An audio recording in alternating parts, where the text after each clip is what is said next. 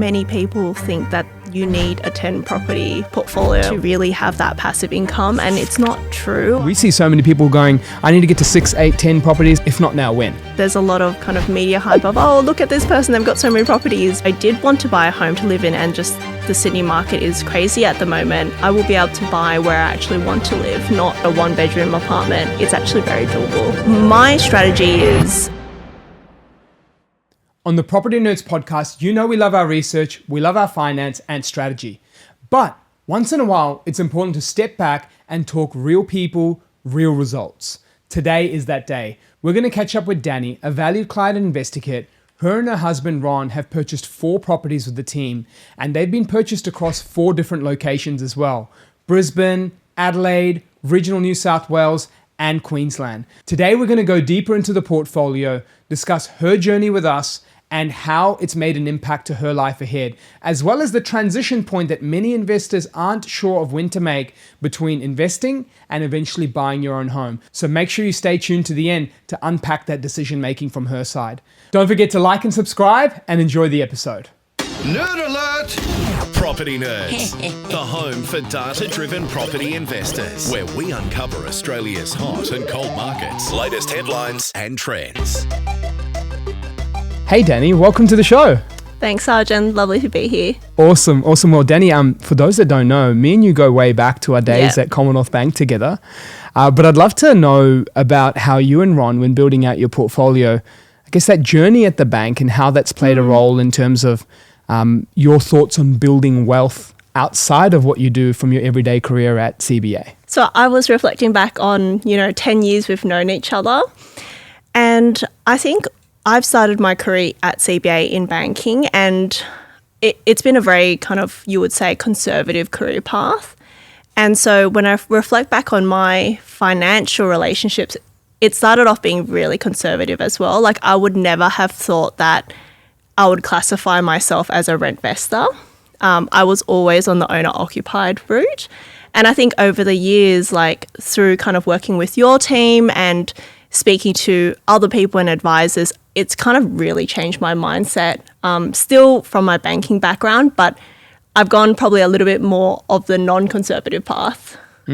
Awesome. Yeah, thank you, Dani. And that relationship, I've obviously seen that change over time working together as well with regards to, just your thought on the conservative shifting more towards the, I wouldn't say aggressive, but more focused on really clear goals and then really taking that action when you feel it's right, which is actually going back to when it first started in 2020. Crazy time in the world, global uncertainty, COVID, lockdowns. Yeah.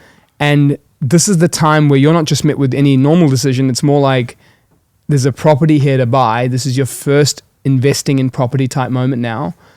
And you decide to proceed with it, right? So firstly, I'd love to go back to that mindset over then. What amongst all this uncertainty led you to go, no, look, I'm going to make this decision, commit to an investment, that too in the other side of the country. Yeah. You're here in Sydney, that property was in Brisbane. I'd love to know what more was going on in your thoughts during that time. Yeah, so I still very distinctly remember we had the go, no go decision, and I was on the phone to you, and during that day, it was announced that there would be further lockdowns in Brisbane and, more rental restrictions and all that. And I was like, Arjun, what do you think about this? What does that mean? And, your guidance then was, this is a sound investment and, these things will happen, and you just need to ride the wave knowing that you've done the research and the due diligence. And I think that kind of gave me the confidence to go forward. And again, if I reflect back on my financial mindset, I guess I had a little bit of financial regret, like why about moving sooner. I had the deposit years already. I didn't do anything with it. And when you carry that financial regret, it gives you momentum and you feel like you don't have time to waste. Mm. And so even though I had friends and family saying, interest rates are going to dip 20% more by the end of the year, like, why are you moving now? It's kind of like, I don't want to wait then, even if it does or it doesn't, you just want to act now because you've done the due diligence and there's no reason to wait. So it's almost like there was a bit of pain carried into that decision making from prior, meaning that, hey, because you had that position strong for some time, it's like, if not now, when? Yeah, exactly. It's like I've got lost time to make up for, and I think, and we can go into it, but we did purchases every year after that. And so I don't want to waste time anymore. I want to act now, and I've got the team and I've got the resources, so I just want to do it. Yeah. Yeah. On that whole lockdown piece, one thing we look at often as a team internally is there's a zoom out chart of all the events that have gone on in the world, not just from then, but even after and all the years prior, whether it be wars, global uncertainty, GFC, dot-com burst. And if you just zoom out and you chart all these events out and you take this long-term trend of property, you can see the trend has still been so strong. Like even if you ask someone at GFC who at the time would have said bad time to buy because of all this thing going on, but you ask them fast forward to today, would you have bought then? And so I just feel like you didn't let yourself have that moment of, I'm not going to be one of those stats that tells myself, should I have, could I have, would I have? That was really special to see. Yeah. And you know what? Interest rates rose since then and now they're falling back, and it's just kind of like riding the wave. I don't pay attention too much to that. Same with markets have fallen and since dropped again, and it's just a long-term game that we're playing. Absolutely. Dani, your Brisbane property, it started at 500,000 or a little bit over 500,000 and it's now worth over $1 million. Now, at the start just before, you sort of mentioned that you were a conservative investor, but how did this first purchase really change your relationship with risk, giving you that first win? Yeah, it kind of just validated the mindset that if you act and obviously you do the due diligence and you've got the team to support you, it can reap rewards. And with that equity growth, I've used that to purchase and expand the portfolio. I think, Arjun, you had a good, I just remember that, I signed the loan and the equity grew, and that's how I funded 3 more purchases off that one equity.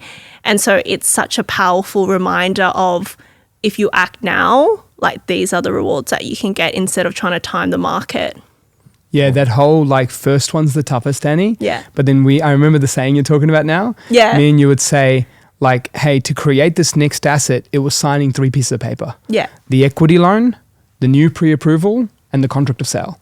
So to know that your 3 pieces of paper are away, obviously the first one performing, to get to the next and the next. It's all about simplifying that thought, because if you overthink the exact deposit, the cash savings, what do I do? How do I manage it? Where do I run things? Shall I purchase? Should I not?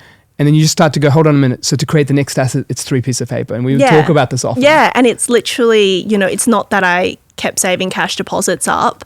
It was off that one purchase. And I still take that mentality. I've got renovations going on one of the investments now, and again it's funded from the equity growth of the portfolio, and so it's not so much that you need so much cash to purchase 1, 2, 3, 4 whatever properties. It's the fact that when your portfolio works, it's quite easy to do. Yeah, awesome. It's always that compounding and that snowball effect, right? The first one's always the hardest and then it gets easier as you go on. Awesome. And I wouldn't say I'm more savvier than the next person. I would still consider myself quite kind of a basics investor. So if I can do it, anyone can do this. It's not hard. Dani, you've now built a diverse portfolio. So you started with Brisbane. We've now moved to Adelaide, regional New South Wales and regional Queensland, all across different locations and largely away from where you are based as well. How has that sort of changed in terms of you looking at your portfolio, and why did you decide to go down that path of diversifying it to different areas? Yeah, I think that's quite key when you build a portfolio. Like we've spoken about, markets can move up and down. It's all about riding that long-term wave. And I think when you diversify, you allow yourself to kind of hold out the risk in different markets. Sometimes, and this is happening now, sometimes markets are slower to grow, and that's okay because you've got, a strong market in one of your other properties which you can leverage. And so that's quite important. Yeah, Dani, you're really spot on with the diversity and how different markets will do different things. I often find like once you get to properties 3 and 4, and maybe let me know if this is something you've noticed in your own thinking, that the more properties you get to, the less concerned you are about the perfect performance of the one after it. Yeah. And I've personally found that because I feel like as I got to property 3, 4 and beyond, it was more like I'm just putting a different asset in a different part of the country so that the more time goes on and different markets perform, I have the chances of something always somewhere doing okay. Was that your thinking too through this all? Yeah, that's right. You become less fixated on one performance. And also, I mean, even costs, right? If something happens in one property, it's all right because you're managing a portfolio. I think overall, you just become a little bit more desensitized. And, you know, I try not to look at how much it's grown or how much it's kind of stayed stable. Again, I just remind myself it's about the long game. Dani, we often talk about the portfolio, not just a property, right? Property is almost like the tool to the greater end goal. Your portfolio together with Ron now is over 4 properties, well over $3.5 million in asset value as well. Now, how important was it to you to have a roadmap that's clear to be able to actually build towards the passive income, and that to a 6-figure passive income goal of yours?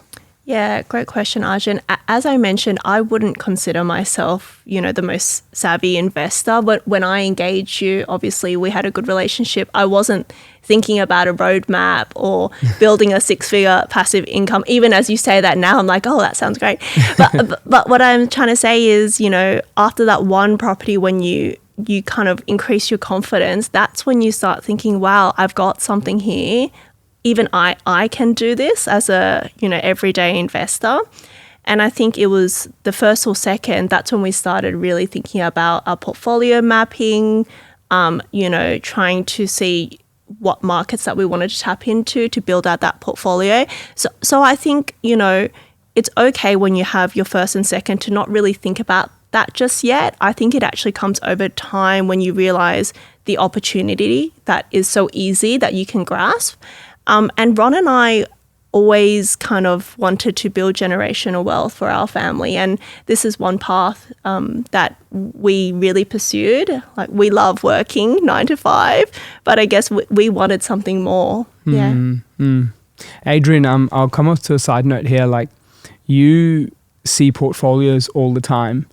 And I think even just today, I'm noticing such a difference in the way Dani's approaches, because some people can come in and go, they treat property as a hard checklist and they don't think of the piece and fit it has in the portfolio. Like, I need A, B, C, D, E to be this criteria in a property, but then it's so fixated on the property and not the portfolio. Is that something you commonly see as well? And that's something that many people make the mistake of when investing?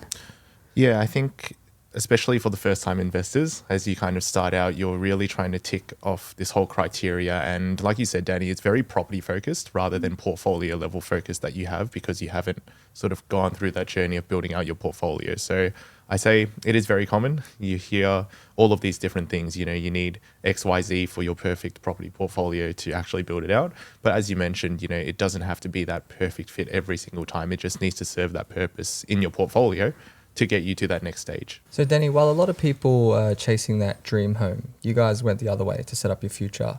How did you resist that emotional pull to get into the dream home? The FOMO is real. I mean, I'm not going to lie. Even just a few weeks ago, I reached out to Arjun and I was like, I want to buy a home to live in. So, you know, I still think about it. It's not that I don't want a home. I think we started this journey as a little bit of a necessity. I did want to buy a home to live in, and just the Sydney market is crazy at the moment. It was crazy then, and it is even more so now.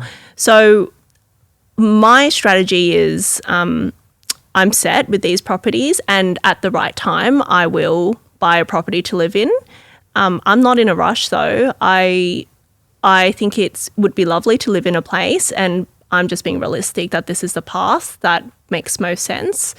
And there's pros and cons to that. You know, one pro is that there's flexibility to rent where I really want to live. And also when Leon, my son, grows up, there's a lot of flexibility to choose his school right now. And then the other one is I can, over time, I will be able to buy where I actually want to live, not not a 1-bedroom apartment. So, yeah. And have you seen different outcomes in like friends of yours that have been in similar situations? Like you went down one path, they got stuck in the dream home trap. Have you seen different outcomes between your own friend group? Yeah, and I guess it's everyone's own choice, but I don't want to be in a situation where I feel the mortgage prison, where I can't live the way I want to live because I've got a really large mortgage. I don't have that now, even though, I do have investment loans. I've got strong cash buffers, tax strategy, and also really strong rental income. And so, over time that portfolio will grow and I can just ride that wave. Yeah. That's a really important thing to go into, Dani, because there's a couple of things coming up from what you said. Firstly, people actually look at this whole buying a home thing and they realize that through stepping stone homes, you lose all that flexibility. You do jump into mortgage prison, and then all for a place where you're like, this wasn't even the ideal place I wanted to be in. Whereas I ask this question a lot to our clients, and I asked it to you as well, and you're like, oh, made sense. And there was this basically. I said, would you like to have a home and then play catch up on your life through investments later on in life? Or would you like to know that you're set for your future and then only have a singular thing to play catch up on, and that's just a place, a home? And when we mapped it out, you're like, wait, so I don't need to play catch up on my financial future anymore. I've got my 4 investments. You're looking into your own supers. You're looking into your other strategies of investments through diverse assets. And you're like looking at your savings per month and you're going, hey, hold on a minute. We're going to be fine with these 4 properties. This gets us there, which leads to another point. We see so many people going, I need to get to 6, 8, 10 properties because I need to get to this. And you're realizing actually a really sound, diverse strategy of multiple asset classes, super, property, you get there with 3 to 4. Yeah. And that was special to see because when you realize that, you committed together with Ron on that journey. Now you can draw a hard line and you have not just years or decades, and I don't want it to take decades for you guys, but you have the years or decades or anything just to think and decide exactly the place that you want and feel really content about it and know financially it wasn't just, as you said, getting yourself into this prison without any analytical thought or decision. So I think just something like that I want to call out because it's a very mature decision and people don't make that, like financial mature decisions as mature they may be in life. Financial maturity is a whole new thing. So that was a really sound decision. I just wanted to say hats off to you. Yeah, and I think many people think that you need a 10 property portfolio or something crazy like that to really have that passive income, and it's not true. I think there's a lot of kind of media hype of, oh, look at this person, they've got so many properties. But again, I just think I'm a really basic investor and it's actually very doable. So Dani, now as parents, life gets busier and scarier for some people. What kept you moving forward and blocking out all the noise? Yeah, so we did a very aggressive portfolio kind of acquisition before Ron and I got married and before Leon came. So I'm glad that's out of the way. But even if it wasn't, the team make it so easy, slotting in after you finish work, kind of doing all the groundwork. Now I think the challenge is a little bit different. I'm not thinking about acquiring another investment property. It's more around maintaining my existing portfolio and maximizing the value. So for example, I've got renovations going on in one property right now, and those renovations came from an initial kind of maintenance cost. And then I think Arjun gave some really good advice of, maintenance is a cost, but you can actually renovate to increase the value quite significantly. So it's kind of those issues or kind of challenges we're looking into now. But we just make it work. I mentioned the pros of flexibility now, being able to rent and choosing where Leon wants to go to school in a few years. And so, I think there's pros and cons. Now, Dani, you've trusted the team at InvestorKit to guide you through this journey. When you two were discussing the growth trajectory and what you wanted to achieve ahead, what made you two to go, well, we don't want to do this alone. We want to have a team on our side. What was the points that really made this come alive for you? Yeah, I think I started this whole journey off years ago wanting to buy a home to live in. And I don't know if this is anyone else, but I was just scrolling on Domain and real estate. I'm like, is this it. Surely there are other people that know this better than I do. I don't have the headspace, nor am I particularly passionate about researching properties and finding the right investment. And so that's where I really kind of went to InvestorKit. I wouldn't even think of doing it another way. I don't know why people kind of purchase, like, one of the biggest financial decisions you will make in your life. I don't understand why you wouldn't kind of reach out for help. And I think the equity growth that has come about the portfolio has like 50 times the fees or whatever. It's just not crazy. 5, not 10, 50 guys. No, like I just don't. Yeah. It's a no-brainer for me, I guess is what I'm saying. I'm just imagining how many people like actually do what you said, which is the biggest decision they'll make in their lives is just a lunchtime scroll for them. Isn't that crazy? It's just wild. Yeah, and it's, again, like, the equity growth has, I don't even think of the fees when I think of the equity growth. And as you know, I constantly annoy you for further support and guidance pro bono. So That's so good. I mean, yeah, you just give so much support. I really struggle to see why people wouldn't tap into the resources if they're available to you. Yeah. Danny, you've gone through, a whole bunch of events, and as of right now, it's arguable to say that, even right now, a lot of people are sitting on the fence and they're undecided about whether they should continue on and start investing or whether they should just sit on the fence and just see how things pan out. What do you think you would say to those people? I would just say bite the bullet and do it. I think it's important to have urgency as opposed to trying to do your own research, which could take months and a lot of anxiety and stress. And as I mentioned, I had financial regret. I had time to catch up on. And I would encourage people to just reach out for a conversation. It doesn't mean you have to go through with it. It's just to learn more. And why wouldn't you? You're already going to spend 30 minutes scrolling. You may as well spend 30 minutes talking to someone that knows what they're doing. And Danny, just on that point, people think it takes a lifetime. You've been able to condense this into 4 years to set up your lifetime. And I feel like that's just further to your point of like biting the bullet, going to Jack's earlier point of like friends and people going, should we buy this home? Should we not? Oh, prices have gone up. Shall we move over to this other suburb? It's not our dream home yet. Shall we? Shall we not? And so much emotion, tick boxing, checklists, all these things come into the mix where you bit the bullet, such great advice, and look, 4 years on, it's created that future that's set. So hats off again. Thank you. Building the portfolio you two have is a phenomenal outcome in what I mentioned before, the tight constriction of 4 years of really high intensity and decision making when everything was going all over, like interest rates went up or pandemic, lockdowns. But now looking back at the journey and what's ahead for you two as a family, what does success mean to you? Yeah. I talk about this with Ron often, and I think success means we want to do what we're passionate about. I want to work because I want to work, not because I have to.